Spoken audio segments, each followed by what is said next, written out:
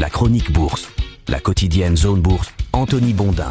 Salut à toutes et à tous, bienvenue dans ce point de marché Zone Bourse du jeudi 4 juin 2026. Aujourd'hui, le titre c'est l'exceptionnel ne suffit pas toujours. Les publications de Broadcom, de CrowdStrike et de Nextcop ont contribué à dégrader l'ambiance à Wall Street hier. Le marché est tellement haut perché qu'il ne récompense même plus l'exceptionnel, il exige du hors norme. Pendant ce temps, les banques centrales se préparent à durcir le ton, le Moyen-Orient reste une poudrière et l'emploi américain tient le choc. L'humeur des marchés actions reste donc conditionnée par le baromètre de l'intelligence artificielle. C'est un petit peu l'histoire des derniers mois. Hier, l'ambiance était un petit peu plus morose que lors des journées précédentes aux États-Unis, ce qui a décramponné les indices des records qui avaient été touchés la veille. Les résultats publiés post-clôture à Wall Street ne contribuent pas à détendre l'atmosphère ce matin, avec une grosse série de dégringolades à deux chiffres. On a ainsi les deux entreprises de cybersécurité, CrowdStrike et Netscope, qui perdent respectivement 11 et 20%. Les deux sociétés ont échoué à convaincre les investisseurs que leurs perspectives sont flamboyantes. Mais on sait que le marché se méfie un petit peu des éditeurs de logiciels qu'ils considèrent comme les victimes expiatoires de l'avènement de l'IA, notamment d'ailleurs dans la cyber. Plus inquiétant quand même, en tout cas aux yeux du marché, c'est la publication de Broadcom. Le groupe est au cœur de la révolution IA et ses performances financières sont hors du commun, mais il y a un monde entre le bien, l'excellent, l'exceptionnel et le surnaturel. Le marché ne veut plus que du surnaturel. Or Broadcom a livré de l'exceptionnel, et bien résultat, moins 14% hors séance hier soir. Ces trois publications sont venues alimenter le courant du doute et de la bulle sur l'IA. Ces dernières semaines,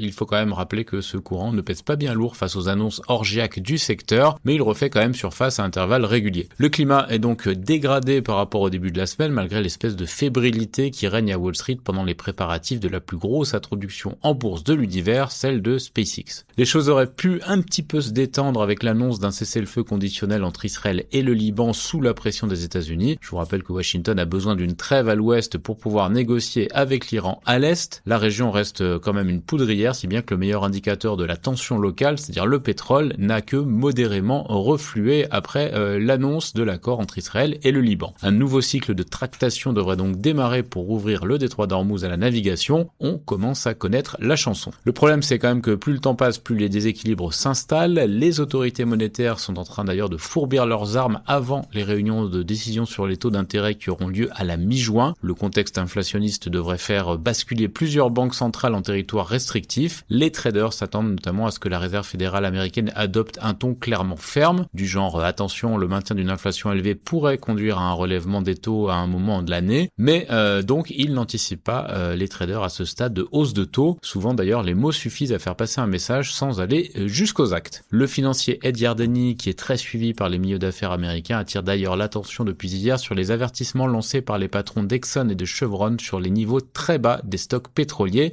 Ça pourrait faire flamber les prix au-delà des niveaux entrevus en mars et en avril, et c'est toujours un peu la même histoire. Plus longue est la fermeture du goulet d'Ormuz, plus grand est le risque d'une escalade pétrolo-inflationniste. La Fed n'est d'ailleurs pas la seule banque à se faire des nœuds au cerveau. La BCE, confrontée à une accélération de l'inflation en mai, fait face elle aussi au dilemme classique, soit renoncer à relever les taux pour soutenir l'activité mais laisser filer l'inflation, soit serrer la vis pour juguler la hausse de prix au risque de pénaliser l'économie. Au Japon, en revanche, l'affaire est presque pliée. Le gouverneur de la Banque du Japon, Kazuo Ueda, a laissé entendre qu'une hausse de taux interviendra à l'issue de la réunion du 16 juin. C'est pas encore confirmé, mais en tout cas, on se dirige vers une hausse de taux du côté de l'archipel. La séance du jour va démarrer sous le sceau de la prudence avec les publications mal accueillies des grosses technologies américaines. Elle sera rythmée par de nouvelles données sur l'emploi aux États-Unis à 14h30 avant les chiffres officiels du mois de mai qui tomberont demain vendredi. Les derniers indicateurs montrent que le marché du travail US reste vigoureux et ça renforce aussi la capacité de la Fed à agir sur les taux en cas de dérapage inflationniste. Dans le reste de l'actu, la Grande-Bretagne, l'Allemagne et la France seraient en train d'échafauder un plan pour amener Vladimir Poutine à négocier au sujet de l'Ukraine. C'est une info de Bloomberg. Donald Trump lui a confirmé qu'il se rendra au G7 d'Évian qui se tient du 15 au 17 juin. L'histoire ne dit pas s'il en profitera pour changer de lac au Savoyard et visiter la rédaction de Zone Bourse. En Asie-Pacifique, les bons petits soldats de l'IA font grise mine ce matin. Le Japon perd 1,5%, la Corée du Sud 1,2%, Taïwan 0,8%, l'Australie l'Australie qui perd 1,2% et Hong Kong 1,4% ne sont pas en meilleure forme. L'Europe devrait reculer légèrement dans les premiers échanges. Du côté de l'actu des sociétés en France, Total Energy prévoit de lancer la phase 2 du champ gazier d'Apsheron d'ici la fin 2026. Bouygues, via sa filiale Colas, remporte la première phase des travaux pour une future ligne de tramway en Finlande. Air Liquide investit dans la start-up Kobli pour soutenir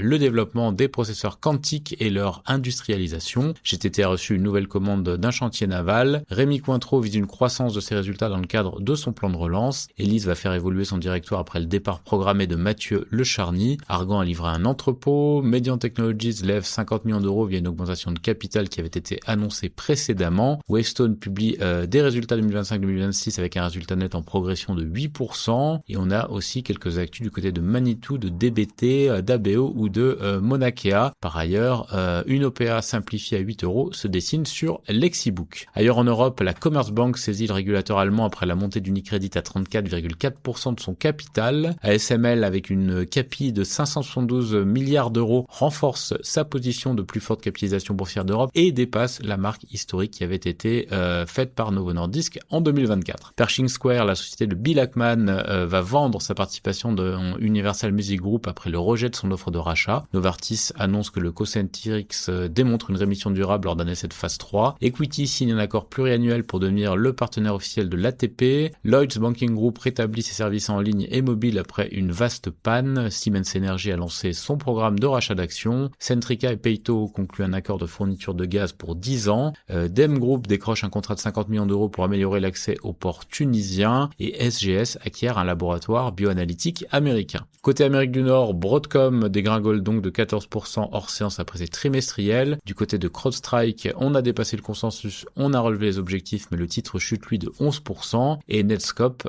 chute pour sa part de 20% après des trimestriels perçus négativement. Alphabet a revu à la hausse sa levée de fonds en la portant à 84,75 milliards de dollars contre 80 milliards de dollars annoncés 2 jours plus tôt. JP Morgan, via Jamie Dimon, va promouvoir l'IPO de SpaceX auprès de sa clientèle fortunée. Ce sont Morgan Stanley et Goldman Sachs qui ont été choisis pour piloter l'IPO. Stripe, Visa, Mastercard et Coinbase prévoient de monter un consortium pour créer un stablecoin selon The Information. La famille Glazer songerait à céder ses parts dans Manchester United selon Bloomberg. Alnylam et Inceptive signent un accord de découverte de médicaments par IA de 2 milliards de dollars. INEO lève 2,4 milliards de dollars lors de son IPO aux États-Unis. Meta a repoussé à plusieurs reprises le lancement de son nouveau modèle d'IA pour les développeurs selon le Wall Street Journal. Le régulateur britannique de santé recommande le traitement d'AbbVie contre le cancer de l'ovaire. Une filiale de Comcast lance la construction d'un parc à thème à Bedford et Autodesk signe un accord de coopération avec Amazon Web Services. On a les résultats de Ciena et de Fastenal qui sont attendus aujourd'hui en Amérique du Nord. Du côté des autres marchés,